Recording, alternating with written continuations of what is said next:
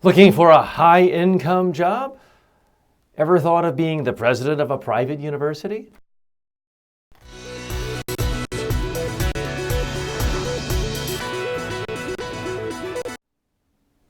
Folks, I realize we live in an era where baseball players are paid $30, $40 million a year. Football players are paid similar fortunes, but this did jump out at me. A study showing that private school, colleges and universities, the presidents are getting on average $436,000 a year. This is an increase of 5.6% in just 1 year. According to the Chronicle of Higher Education, Lee Bollinger, the president of Columbia University, clocked in at $4.6 million compensation. Now, the reason this jumps out at me is we do live in an era where there's more and more learning, more and more of a thirst for learning everywhere in the world. Whether I go to India, whether I'm in Beirut, everywhere I go, I see people, especially young people, craving for more, wanting to learn more. The thousands of students I have around the world for my online courses, people want to learn. And yet, the issue is, what's the best value for your dollar? Now, there was a time, certainly, when you could get admitted to Columbia University, you took it. It was a golden ticket to success. You're an Ivy Leaguer. But when you have to pay tuition of living expenses in New York City, $60,000 a year, what are you paying for? Part of what you're paying for is a $4.6 million salary for the president. How does that benefit the student? I have no doubt Lee Bollinger is a charming fellow and deserves nice compensation. He could be on Wall Street somewhere making a nice living. But $4.6 million to be an administrator for schools? Here's why I'm even talking about this on this public speaking course, on this public speaking focused show. It is that I do teach public speaking courses all over the world in an online environment and in person. And everybody likes to think that they're a part of the latest, greatest trend, and I guess I'm no different. But what I see is more and more opportunities for people to reach directly to instructors, professors, teachers, experts, whatever you want to call them, without having to pay all the middlemen of Lee Bollinger at $4.6 million. This is why I think universities are running the risk of becoming irrelevant, at least some of them. Perhaps not Columbia University. It is wildly prestigious, still highly selective. But there's so many second-tier and third-tier private schools where their instructors aren't necessarily great, the students aren't great, and yet they still expect to, as this story illustrates, charge double, triple, quadruple the rate of inflation higher every year. They want to increase what they pay themselves every year. Folks, I don't get to raise my rates triple inflation every year. Might be nice. I have to deal with a marketplace. And I think more and more people who have expertise, whether they call themselves teachers, professors, instructors, coaches, are going to be doing the same thing, where they're dealing directly with end user students. Students and professionals of all stripes are going to be focused on one thing. What is the value that they are getting? How is this learning going to help them, as opposed to a piece of paper? If you need a piece of paper from a Williams College, or a Davidson College, or even a Columbia College, there was a time when that meant a lot.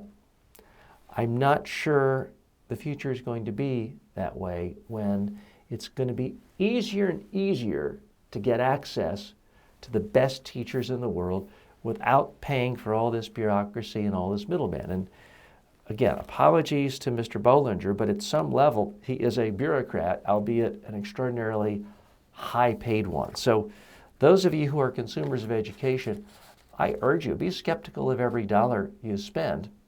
Make sure it's really benefiting you, because you can hear great experts speak on what they do. It's never been easier to do that. If you're going to get more than that, if you're going to pay more than that, you should get a lot more than that. So enough about that. Okay. Folks, a reminder, this program is brought to you by MediaTrainingWorldwide.com. If you've not yet signed up for our free, no obligation media training and presentation training course, please go there. How's that for a contrast? You don't have to pay me $4.6 million. I'm going to give you a course for free, online public speaking media training course. Just go to the website and sign up for it. It's www.mediatrainingworldwide.com. Now, for our body language tip of the day, those of you who are regulars know that every day we have one tip early on in the program on body language. So here's what I notice in my own trainings. Most of what I do is small group trainings. I'm in a room, 4 or 5 executives from a company. Someone will raise a hand. Hey, TJ, I hear you talking about stories, but I'm just a technical guy. I don't really have stories. I can't tell stories. Should I make up stories? I hear that all the time.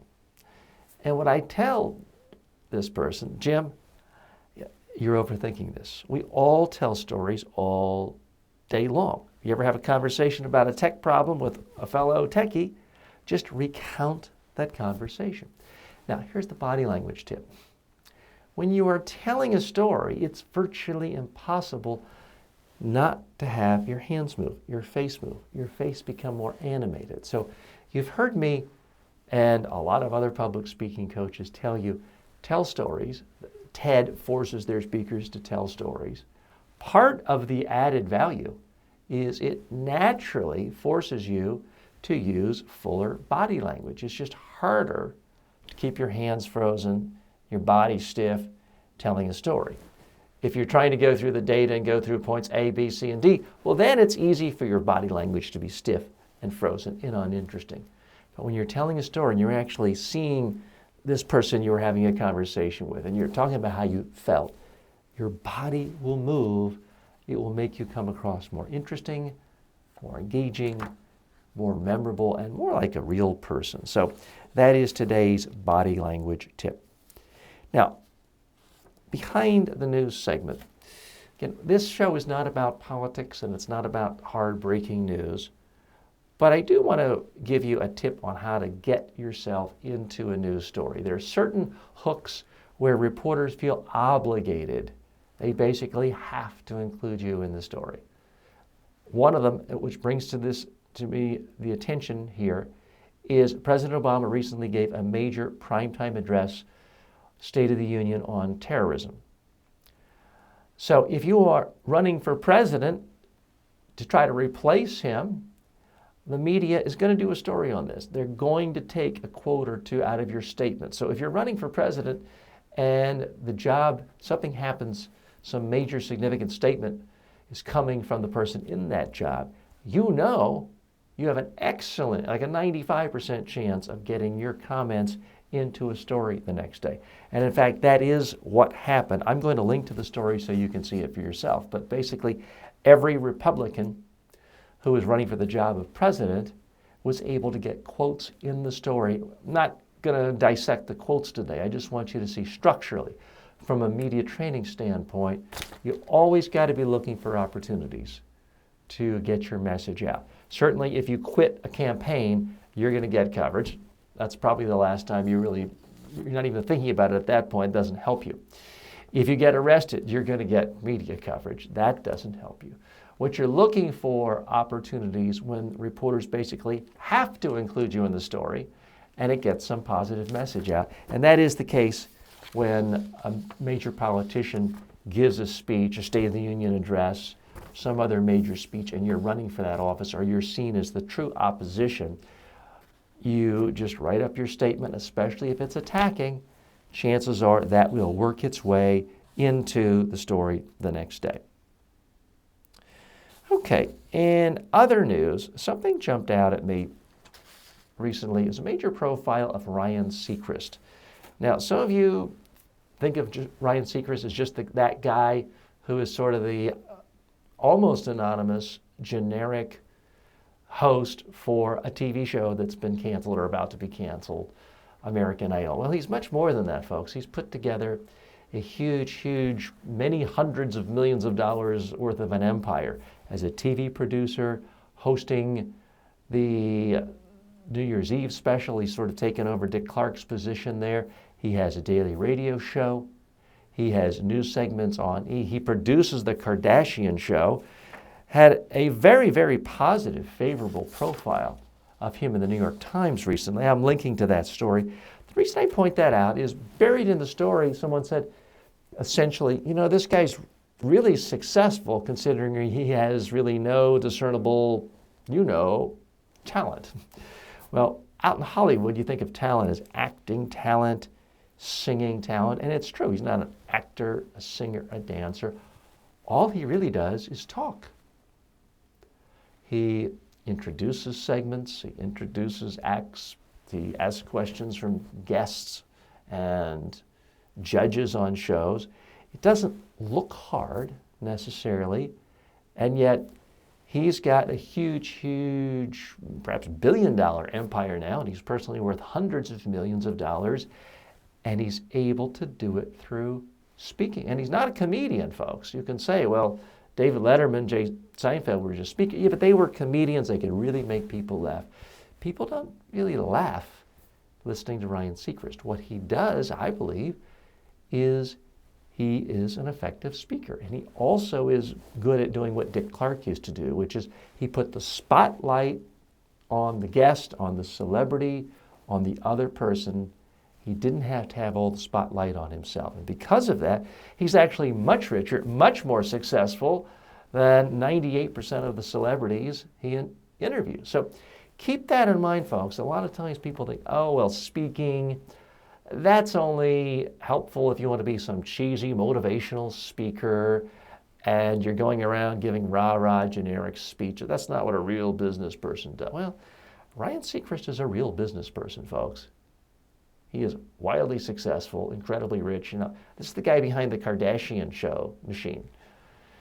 We can debate for another time whether that is a blight on humanity or not, but what you cannot debate is his ability to leverage basic speaking skills, basic communication skills, in creating a vast multimedia empire. So Ryan Seacrest, fantastic success story, the power of speaking.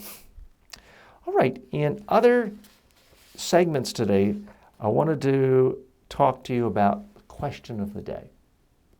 Here's my question to you. What is the amount of time you spend writing your speech versus rehearsing your speech? In my view, the correct proportion should be roughly 50-50. In my experiences with clients all over the world, it's about 99% to 1 or 99.9% to 0.001 or 100% to 0%. For the most part, everybody makes the same blunder.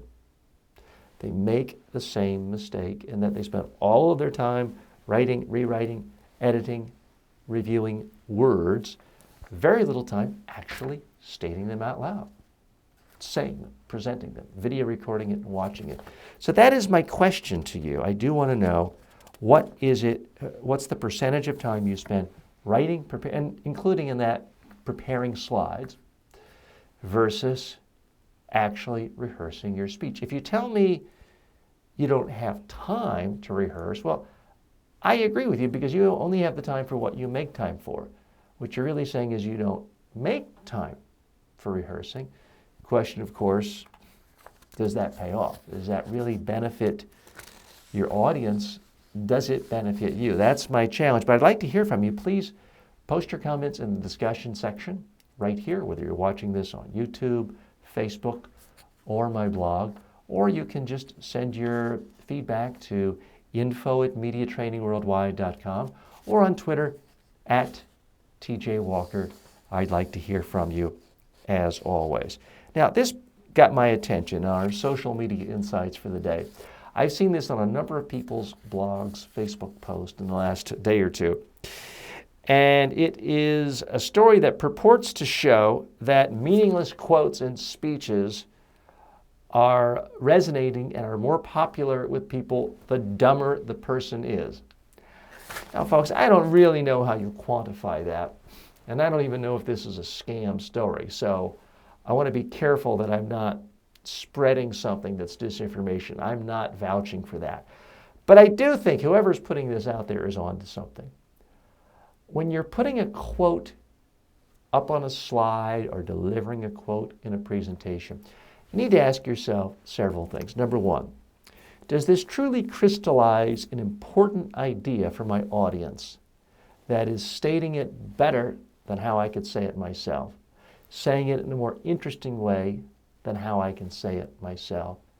And does it bring clarity and insight to the audience and get them to think? If you can say yes to all those things, then by all means, put the quote in, especially if it's from someone the audience would respect. But if the quote is just to sort of make you look smart, I read works of philosophy.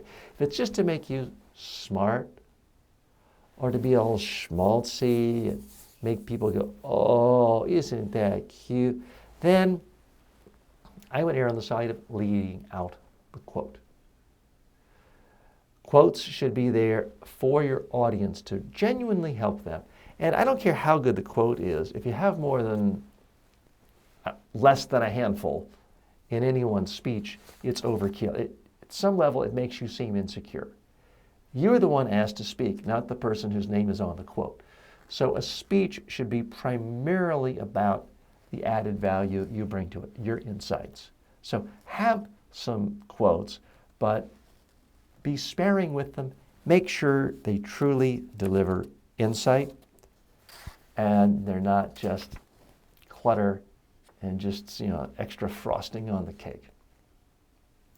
Okay, in our community spotlight section, I wanted to focus on something I saw on the Media Training Associates website. This is a great website. Some of my professional colleagues over in Great Britain, mediatrainingassociates.co.uk, they had a client who thought apparently that she was not live, so she was way too casual, stopped, said, oh, this isn't live, is it? And it was live TV.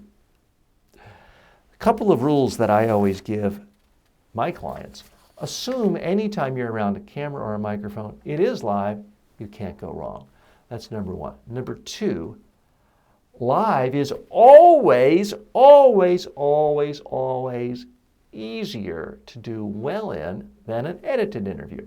Now, this seems counterintuitive. People get much more tensed up for live interviews. They think edited interviews are easier. Oh, I have more control. I can stop. I can start. And no, it's not your production. It's that TV reporter's, that TV network's production. Anything you say in an interview that isn't live can be used. In fact, if you said 1,000 smart, intelligent things and one stupid thing, all the smart, intelligent things you said could be edited out and just that one stupid thing gets in. Don't take my word for it. Look at Tony Hayward, former CEO of BP. He can tell you a little about that. So anytime you have the option of doing live versus edited, in my view, go for live. Because if you do say something stupid, but you said 1,000 other smart things, people saw the whole thing. Doesn't mean you should go out of your way to say stupid things, but live is always better. It's easier for you to get your message across. You don't have to focus as much time on your sound bites because your sound isn't going to be taken out in bite section. People will hear all of it. So remember, big myth that live is harder than recorded. It's always easier and better to do live interviews. That's the program for today. Again, if you haven't done so yet, please sign up for the online, free, no obligation media training course at mediatrainingworldwide.com and a free public speaking course. You can get that at mediatrainingworldwide.com. Sign up today and start learning right away. I'm TJ Walker. As always, may all of your speaking opportunities in life be a success.